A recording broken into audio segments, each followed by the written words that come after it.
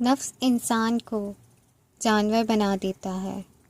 جب انسان نفس کا غلام ہو جاتا ہے تو وہ جانور بن جاتا ہے۔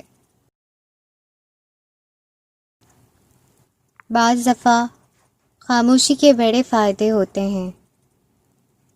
یہ آپ سے بڑے بڑے فیصلے لمحوں میں کروا لیتی ہے، اور وہ فیصلے ویسے کرتے ہوئے شاید بہت وقت لگ جائے۔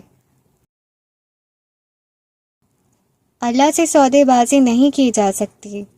اس کو کوئی دلچسپی نہیں کہ تم مسلمان رہتے ہو یا نہیں۔ تمہارے مذہب بدل لینے سے دنیا میں مسلمان ختم تو نہیں ہو جائیں گے۔ حضرت محمد صلی اللہ علیہ وسلم کی ماننے والوں میں کمی تو نہیں آئے گی۔ فرق اگر کسی کو پڑے گا تو وہ تم کو پڑے گا، نقصان کوئی اٹھائے گا تو تم اٹھاؤ گے۔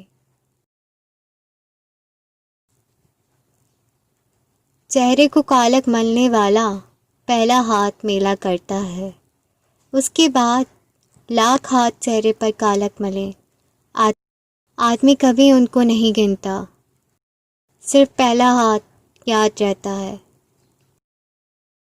زندگی میں انسان کو ایک عادت ضرور سیکھ لینی چاہیے۔ جو چیز ہاتھ سے نکل جائے اسے بھول جانے کی عادت۔ یہ عادت بہت سی تکلیفوں سے بچا دیتی ہے۔